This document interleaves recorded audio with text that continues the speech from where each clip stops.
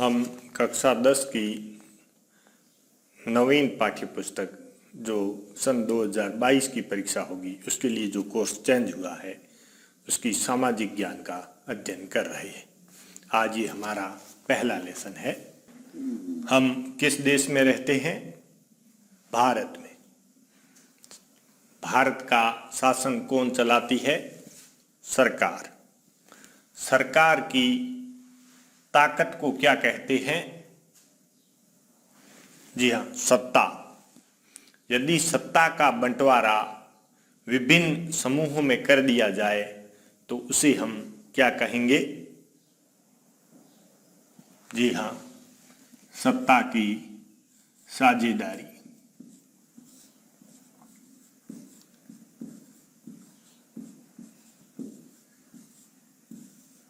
सत्ता की साझेदारी से आप क्या समझते हैं? आज हम सत्ता की साझेदारी के बारे में पढ़ेंगे। हमारे देश में कैसी शासन व्यवस्था है?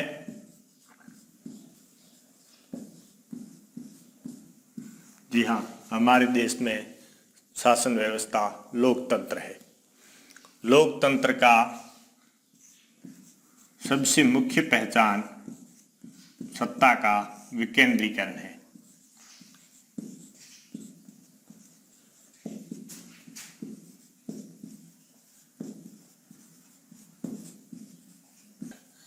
अर्थात यहाँ सत्ता कार्यपालिका,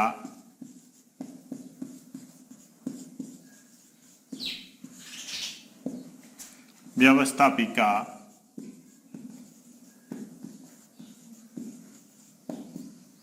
और न्यायपालिका में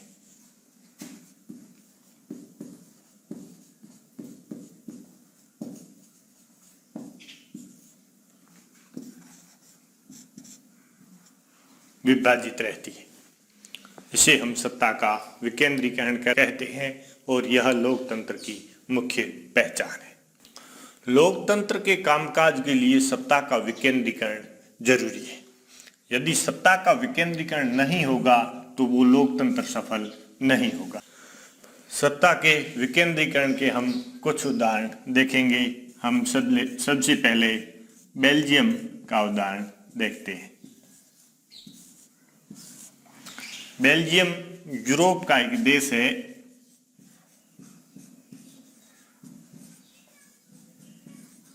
और बहुत ही धनी देश है। विश्व के मानचित्र में बेल्जियम की स्थिति का अवलोकन कीजिए। ये बेल्जियम का इलाका है। बेल्जियम के उत्तर में नीदरलैंड, जिसे हॉलैंड भी कहते थे, वर्तमान में इसको नीदरलैंड कहते हैं, स्थित है। ये आपको ग्रे कलर में दिख रहा है। इसके पूर्व दिशा में जर्मनी स्थित है और ये छोटा सा देश जो आप देख रहे हैं ये लग्जमबर्ग है पीले कलर में, और इस साइड पश्चिम से लेकर दक्षिण तक फ्रांस स्थित है। इसके एक तरफ बेल्जियम के समुद्र है जो इंग्लिश चैनल कहलाता है, और इसके आगे यहाँ कुछ दूरी पर यूनाइटेड किंगडम यानी ग्रेट ब्रिटेन स्थित है। इस प्रकार बेल्जियम, फ्रांस, लग्जमबर्ग, जर्मनी और नीदरलैंड का पड़ोसी देश है। बेल्जियम के पड़ोसी देशों की हम बात कर चुके हैं। यहाँ हम दोबारा देख लेते हैं। ये इलाका फ्रांस के पास है। यहाँ पर लग्जमबर्ग है। इससे आगे यहाँ से लेकर यहाँ तक जर्मनी है और ऊपर का इलाका नीदरलैंड के पास। बेल्जियम का जो ये पीला कलर आप देख रहे हैं इसे फ्लेमिश इलाका कहते हैं। यहाँ बेल्जियम की आबादी का 59% लोग यहीं रहते हैं और इनकी भाषा डच है। आप जानते हैं डच भाषा नीदरलैंड में बोली जाती है और मुख्य रूप से यह नीदरलैंड की भाषा है। ये जो लाल इलाका आप देख रहे हैं इसे वेलोनिया क्षेत्र कहते हैं या वेलोन क्षेत्र कहते हैं। जो बेल्जियम की कुल आबादी है उसका 40% वेलोन क्षेत्र में रहता है, और चूंकि ये फ्रांस का पड़ोसी है अतः यहाँ भाषा फ्रेंच बोली जाती है। 1% ये इलाका जो जर्मनी के आसपास लगता है, यहाँ 1% लोग जर्मन भाषी हैं। ये बेल्जियम की राजधानी ब्रुसेल्स है। ब्रुसेल्स आप जानते हैं नाटो का मुख्यालय भी ब्रुसेल्स में है और अभी जो यूरोपीय यूनियन गठित हुई इसकी संसद भी यहाँ ब्रुसेल्स में। ब्रुसेल्स में 80% फ्रेंच भाषी लोग रहते हैं, जबकि 20% डच भाषा के लोग रहते हैं। जी हाँ, हमने पढ़ा कि बेल्जियम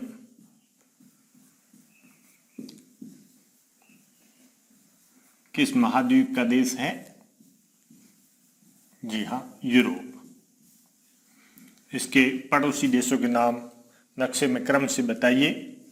तो सबसे पहले आपने बताया फ्रांस, उसके बाद लग्जमबर्ग,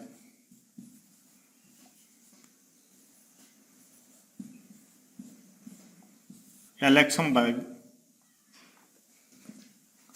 जर्मनी और नीदरलैंड।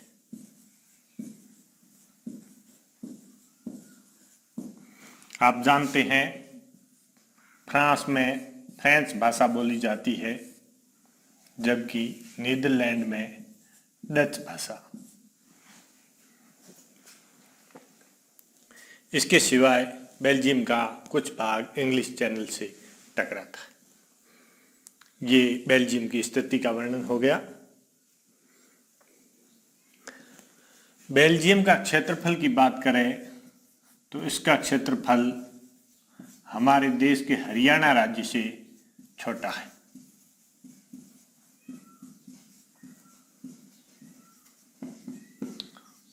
और इसकी आबादी 1 करोड़ से थोड़ी अधिक है।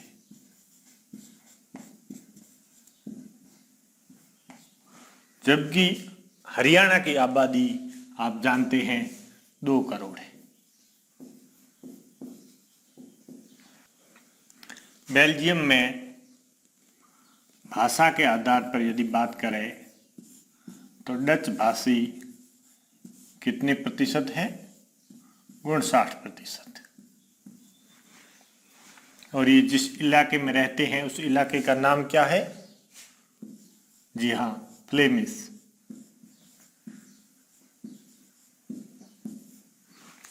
जबकि फ्रेंच भाषी 40% है।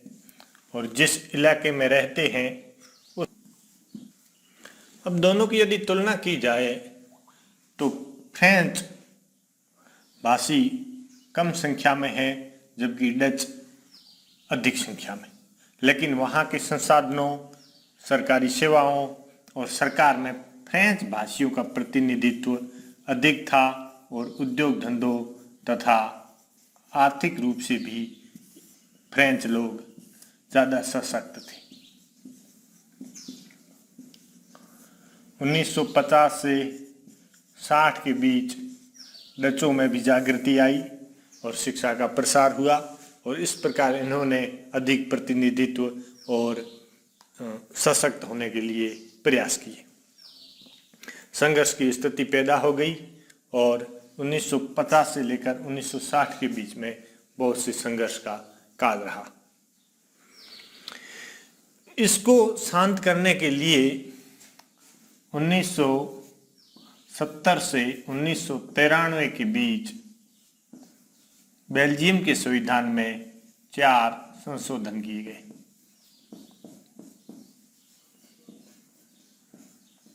जब इन दो समुदायों यानी डच भाषी और फ्रेंच भाषी समुदायों में टकराव बढ़ा, तनाव बढ़ गया और ब्रुसेल्स में इसका तीखा रूप देखने को जब मिला तो संविधान में संशोधन आवश्यक हो गया और आपस में समझौता करवाना आवश्यक था ताकि लोकतंत्र की रक्षा की जा सके।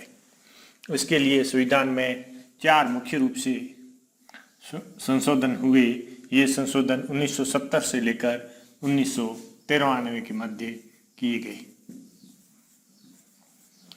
इसमें मुख्य था कि केंद्रीय सरकार में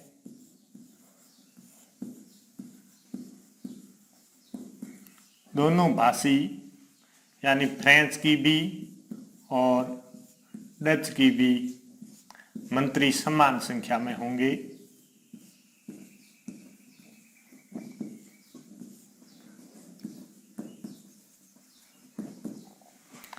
तथा जो विशेष कानून पारित होंगे वो दोनों समुदायों के अलग अलग बहुमत से होंगे।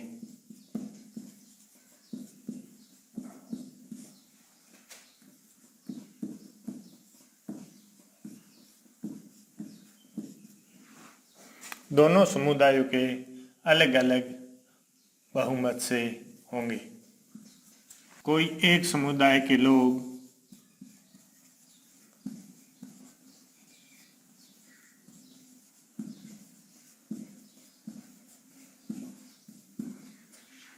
एक तरफा फैसला नहीं ले सकते थे।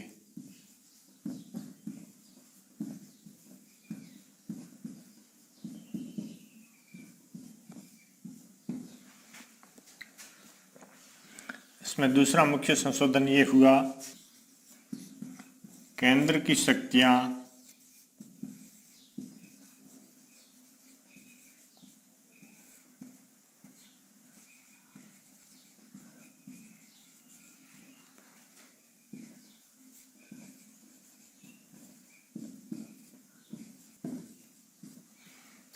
केंद्र की जो शक्तियां थी देश की दो मुख्य क्षेत्रीय सरकारों को सुपर्द कर दी गई।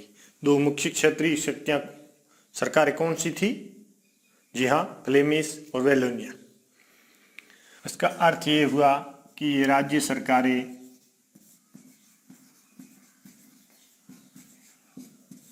केंद्र के अधीन नहीं थी।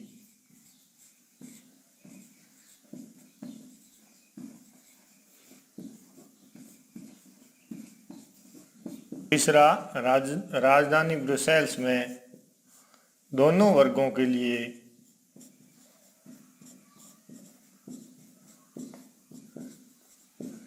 समान प्रतिनिधित्व दिया गया।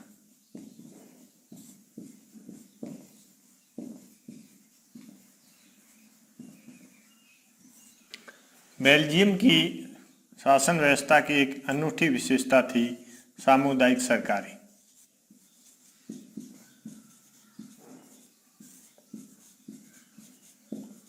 ये सामुदायिक सरकारें सरकार का तीसरा स्तर था, यानी केंद्र, राज्य और सामुदायिक। जिस प्रकार हमारे भारत में केंद्र सरकार, राज्य सरकार और पंचायती राज होती है, उस प्रकार यहाँ केंद्र, राज्य और सामुदायिक सरकारें थी।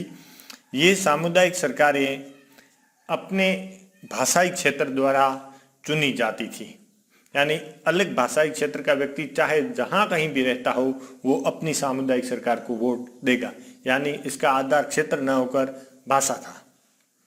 ये सामुदायिक सरकारें संस्कृति, शिक्षा और भाषा पर फैसला लेती थी।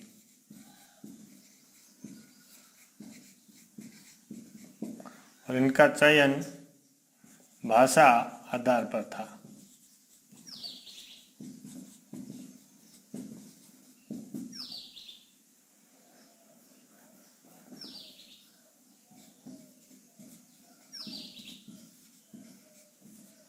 इस प्रकार के संविधान संशोधनों से बेल्जियम में शांति स्थापित हो गई और लोग वहां मिलजुल कर रहने लगे, और इस प्रकार से यह एक अनूठा उदाहरण साबित हुआ। ये श्रीलंका का जो नक्शा आप देख रहे हैं, इसका जो ये लाल क्षेत्र है ये तमिलों का बाहुल्य क्षेत्र है, जबकि ये पीला क्षेत्र सिंहली बहुल क्षेत्र है। इसमें तमिल भी दो प्रकार के हैं, जो श्रीलंका मूल के थे।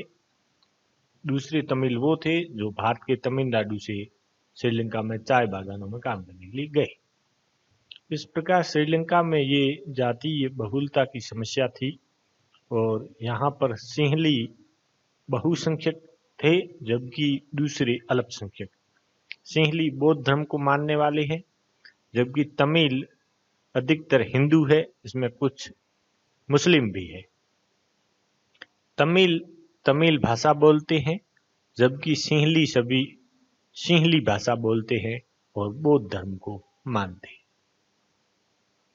हमने श्रीलंका की अभी स्थिति देखी। यह भारत के दक्षिण में स्थित एक देश है तथा तमिलनाडु के नजदीक है। स्वतंत्रता से पहले तमिलनाडु से चाय बागान के मजदूर श्रीलंका में जाकर बसे और श्रीलंका में वहां तमिल का प्रचलन हुआ। हालांकि इससे पहले भी श्रीलंका में तमिल बोली जाती थी, क्योंकि श्रीलंका और भारत के संबंध प्राचीन काल से ही रहे। श्रीलंका में 2 भाषा समूह हैं, 2 भाषाएं बोली जाती है, एक सिंहली भाषा, दूसरी तमिल भाषा। सिंहली बोलने वालों का प्रतिशत 74% है, जबकि तमिल 18% लोगों द्वारा बोली जाती है। तमिल में जो 18% है, इनमें से 2 प्रकार के लोग हैं, श्रीलंका मूल के और भारतीय मूल के, जो यहाँ से गए। भारतीय मूल के लोग तमिल प्रतिशत का 13% है, यानी 18% में से 13% लोग भारतीय हैं। हम जानते हैं भारत 1947 में आजाद हुआ और श्रीलंका 1948 में। श्रीलंका पर भी अंग्रेजों का शासन था। स्वतंत्रता के बाद 1956 में श्रीलंका में कानून पास किया गया। उस कानून के अनुसार सिंहली भाषा को राजभाषा का दर्जा दिया गया, जबकि तमिल भाषा को कोई दर्जा नहीं दिया गया। विश्वविद्यालयों और सरकारी नौकरियों, कहने का मतलब शिक्षा और रोजगार में सिंहलियों के लिए विशेष प्रावधान किए गए और तमिलों को वहां समान अधिकार नहीं दिए गए। बौद्ध मत को संरक्षण प्रदान किया गया और दूसरे धर्मों को राज्य द्वारा वो अधिकार प्रदान नहीं किए गए जो बौद्ध मत को प्रदान किए गए। यानी श्रीलंका एक बौद्ध मतावलंबी देश है। इससे वहां टकराव पैदा हो गया और 80 के दशक में 1970 से लेकर 1980 के मध्य वहां कई राजनीतिक संगठन बने। इनमें से एक मुख्य था LTTE, जिसके प्रमुख थे वेलुपई प्रभाकरन। इसके बारे में आपने बहुत सुना होगा। हालांकि इनका श्रीलंका के उत्तरी भाग जो हमने देखा और पूर्वी भाग जिसको जाफना प्रायद्वीप मुख्यतः कहते हैं, इस पर इनका अधिकार था और यहाँ से ये एक अलग स्वायत्त रूप से शासन संचालन करते थे। LTTE का 2009 तक प्रभाव रहा। 2009 में श्रीलंका सरकार ने गृह युद्ध में LTTE को समाप्त कर दिया। लगभग 90,000 लोग इसमें मारे गए। आप जानते हैं LTTE ने राजीव गांधी की हत्या में इनका हाथ था। उसके बाद भारत ने इसका सपोर्ट करना बंद कर दिया। पहले ये भारत की समर्थक थी और इंदिरा गांधी ने इनके लिए कुछ विशेष प्रयास किए थे, लेकिन 2009 में मनमोहन सरकार ने इनका कोई सहयोग नहीं किया और वेलुपई प्रभाकरन युद्ध भूमि में लड़ता हुआ मारा गया। आपने वेलुपई प्रभाकरन के लड़के बालचंद्रन प्रभाकरन, यदि आपने न देखे हो तो उसकी फोटो आप इंटरनेट पे देख सकते हैं। एक बच्चा जिसको बाद में श्रीलंका सेना ने पकड़ने के बाद में उसको गोली मारी गई। मानवाधिकारों के उल्लंघन संबंधी आज भी श्रीलंका सरकार पर मामले चल रहे हैं। खैर, हम बात कर रहे हैं कि यहाँ उत्तरी पूर्वी भाग पर तमिल बहुल क्षेत्र है और यहाँ LTTE का प्रभाव था। श्रीलंका आबादी 74% सिंहली थी, 18% तमिल थी और इस 18% तमिल बोलने वालों में हिंदू भी थे और मुस्लिम भी थे, जबकि यहाँ 7% ईसाई लोग भी रहते हैं। इन तमिल लोगों ने अलग से तमिल ईलम यानी तमिल राज्य गठन करने की मांग की। इन्होंने अपनी राजभाषा की मांग की, क्षेत्रीय स्वायत्तता की मांग की, शिक्षा और रोजगार में समान अवसर देने की मांग की। इसको लेकर इनका सिंहलियों के साथ गतिरोध चलता रहा जब तक कि 2009 में लिट्टे समाप्त नहीं हो गया। हालांकि आज भी वहाँ ये संघर्ष की स्थिति बनी हुई है और बहुसंख्यक आधार पर अल्पसंख्यकों का वहाँ शोषण आज भी जारी है। भारत सरकार इसके लिए और कुछ विदेशी सरकारें जैसे अमेरिका और नॉर्वे प्रयास कर रहे हैं, लेकिन स्थिति वैसी ही बनी हुई है। अब आपके सामने हमने 2 मॉडल पेश किए, एक बेल्जियम का मॉडल, दूसरा श्रीलंका का मॉडल। यह निर्णय आपको करना है कि इनमें से कौन सा लोकतंत्र मजबूत है। यहाँ एक बात और भी है कि श्रीलंका की वर्तमान में जो आर्थिक स्थिति है प्रति व्यक्ति आय, शिक्षा ये भारत से बेहतर चल रही है। जो भारत का औसत है और श्रीलंका का औसत है, उसको आप देखें तो श्रीलंका बेहतर स्थिति में है, लेकिन फिर भी वहाँ जातीय संघर्ष आज भी जारी है और वहाँ भेदभाव कुछ ज्यादा है।